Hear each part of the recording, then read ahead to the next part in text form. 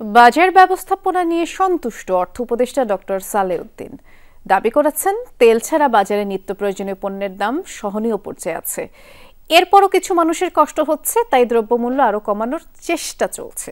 বেকারত্ব কমাতে প্রণোদনার মাধ্যমে অর্থনৈতিক কর্মকাণ্ড গতিশীল করার উদ্যোগ নেওয়ার কথাও জানিয়েছেন অর্থ উপদেষ্টা।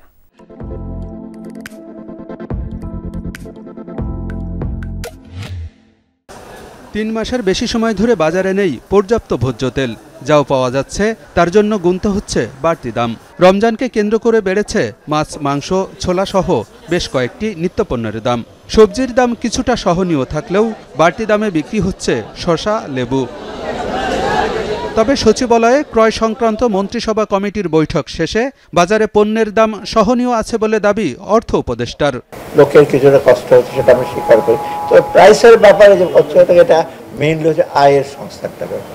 একটা বেটার হলে ভালো হতো, সেটা তবে আপনি কম্পেয়ার করেন গত বছরের তুলনায়, আপনি ওটা একটু কম্পারেটিভ দেখবেন। তো আপনারা যদি দেখেন একেবারে আমরা যেটাকে বলি স্ট্যাটিক অ্যানালাইসিস, এই আজকে এই ইনফ্লেশন হলো, আজকেই গতকাল কি ছিল, আগামী কি হবে, সেটা একটু ডাইনামিক দেখতে হয়। দেশে ব্যবসা বাণিজ্য কমে যাওয়ায় বেড়েছে বেকারত্বের হার। কর্মসংস্থান বাড়াতে প্রণোদনার মাধ্যমে অর্থনৈতিক কর্মকাণ্ড গতিশীল করার চেষ্টা চলছে বলেও জানান অর্থ উপদেষ্টা। সার্বিকভাবে অর্থনীতি একেবারে খুব খারাপ হিসেবে না, একটা হয়েছে যে ব্যবসা বাণিজ্যতে কিছু বন্ধ হতে, কিছু সোর্স অফ ইনকাম যেটা আমরা বলি, সেটা কিছুটা হিসেবে, কিন্তু একেবারে একদম ধ্বংসের পথে চলে গেছে, পড়ে যাওয়ার পথে আমরা মোটামুটি উদ্ধার করে নিয়ে আসছি।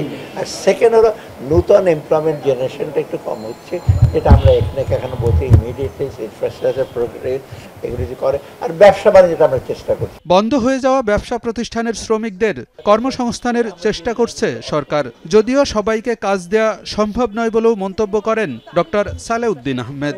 তাদের প্রতি আমাদের নজর আছে, আমরা চেষ্টা করছি alternative employment. Alamgir Hossain, Jamuna News, Dhaka.